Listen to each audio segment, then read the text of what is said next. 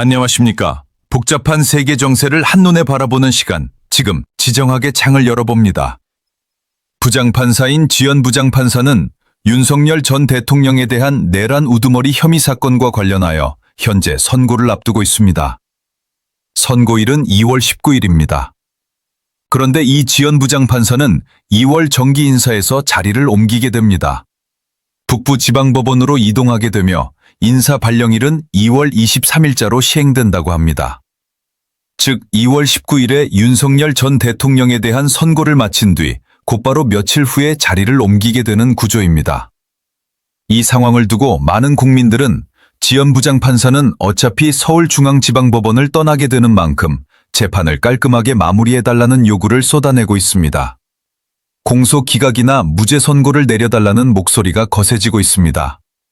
참으로 우연치고는 너무도 절묘한 인사이동 타이밍이라서 법원 시계가 국민 시계와 맞춘 것 아니냐는 말까지 나옵니다. 지연 부장판사가 법대로, 원칙대로, 그리고 법과 양심에 따라 독립적으로 재판을 한다면 윤석열 전 대통령에 대한 내란 혐의는 성립하지 않는다는 주장입니다. 기본적으로 이 사건은 공수처가 수사 권한이 없음에도 불구하고 수사를 진행한 절차적 하자가 있다는 점에서 공소 기각이 맞다는 논리입니다. 윤석열 전 대통령 외에도 그동안 재판을 담당해왔던 백대연 부장판사, 이진관 판사, 그리고 김건희 여사의 통일교 금품 수수 혐의 사건을 맡았던 우인성 부장판사 모두 이번 인사에서 제외되어 서울중앙지방법원에 남게 되었습니다. 결국 눈에 띄게 이동하는 인물은 지연 부장판사 한 명뿐이라는 점이 더욱 주목을 받고 있습니다. 이러한 상황 속에서 지연 부장판사는 그동안 좌파 진영으로부터 집중적인 공격을 받아왔습니다. 재판 진행 과정에서도 변호인 측이나 검사 측 어느 한쪽에도 까다롭게 굴지 않고 비교적 유연하고 차분하게 재판을 이끌어왔다는 이유로 법원 내부에서도 비판의 대상이 되었다고 합니다. 엄숙해야 할 재판정이 조금 부드러워졌다는 이유로 공격받는 모습은 마치 웃으면 죄가 되는 세상처럼 보이기도 합니다.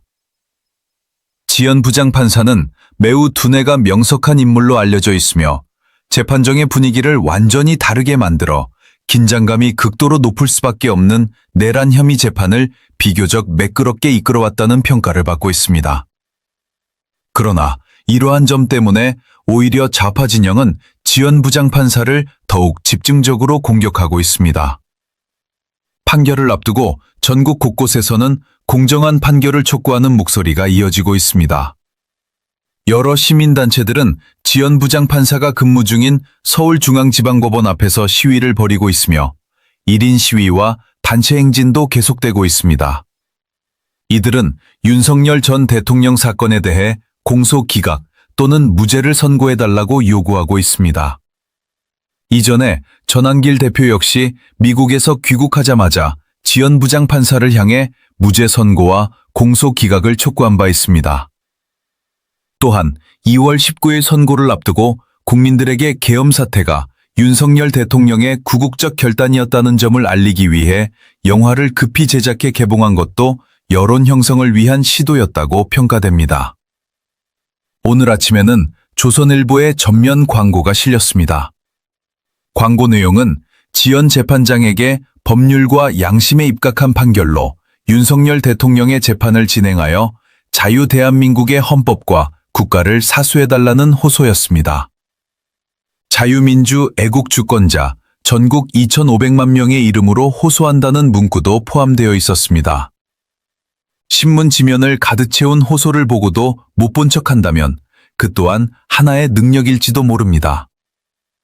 정치재판 저지와 반국가 세력 척결을 위한 범국민 대외 행진도 공지되었습니다. 2월 7일 노원역 4번 출구 인근 7호선에서 오후 1시에 집합하여 강남역을 거쳐 서초역 서울중앙지방법원 앞까지 행진할 예정이며 주체는 자유대학 청년들입니다. 해당 광고는 조선일보 16면에 실렸습니다. 광고 문구에는 다시 한번 지연 재판장이 법률과 양심에 입각해 윤석열 대통령 재판을 진행하여 자유 대한민국의 헌법과 국가를 사수해달라는 강력한 호소가 담겨 있습니다. 지연 부장판사 역시 이러한 국민의 염원을 신문을 통해 충분히 인지하고 있을 것이라 봅니다. 무엇보다 법과 양심 그리고 상식에 따라 판단한다면 윤석열 대통령에게 내란은 성립할 수 없다는 주장입니다. 내란이란 헌법을 침탈하고 특정 지역에서 폭동과 소요가 발생해야 하는데 그러한 사태는 없었다는 것입니다. 김현태 70여 단장 역시 윤석열 전 대통령의 비상계엄은 합법적이며 옳았다고 밝혔고 누구도 체포되지 않았으며 체포명령을 받은 적도 없다고 증언했습니다.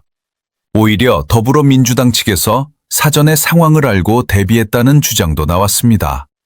박범계, 부성찬, 박선원, 김병주 등을 지목하며 이들이 내란을 조작했다고 폭로하기도 했습니다. 이 과정에서 사전 연습과 지시가 있었다는 구체적인 정황까지 공개되었습니다. 만약 법이 살아있고 양심이 살아있으며 정의가 존재한다면 윤석열 전 대통령에 대한 비상계엄은 무죄이거나 최소한 공소 기각이 되어야 한다는 결론에 이르게 됩니다. 이 판결은 단순히 한 사건에 그치지 않고 이후 남아있는 여러 재판과 대한민국 정치 지형 전체에 큰 영향을 미치게 됩니다. 더불어민주당은 통합특검을 구성해 권창녕을 특검으로 임명하고 추가 수사를 예고하고 있습니다.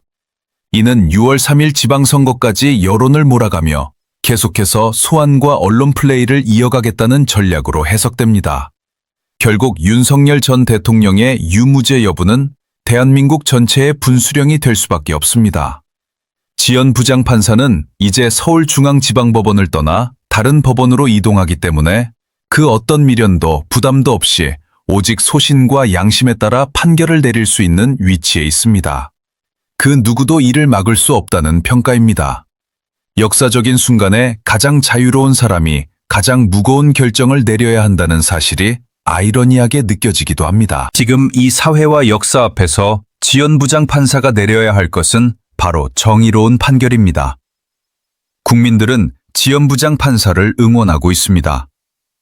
내란이 아닌 사건을 내란으로 만들지 말아달라는 것이 아니라 애초에 내란이 될 수 없는 사건이며 공수처 수사 권한조차 없는 사건이라는 점만을 법대로 판단해달라는 것입니다. 이번 판결을 통해 대한민국은 다시 한번 역사를 바로 세우고 국가의 정의를 바로 세울 수 있을지 그 중심에 지연 부장판사의 판결이 놓여 있습니다.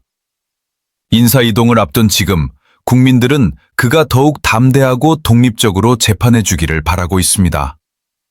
지금까지 지정학의 창이었습니다. 세계는 계속 움직이고 우리는 그 흐름을 읽어야 합니다. 시청해 주셔서 감사합니다.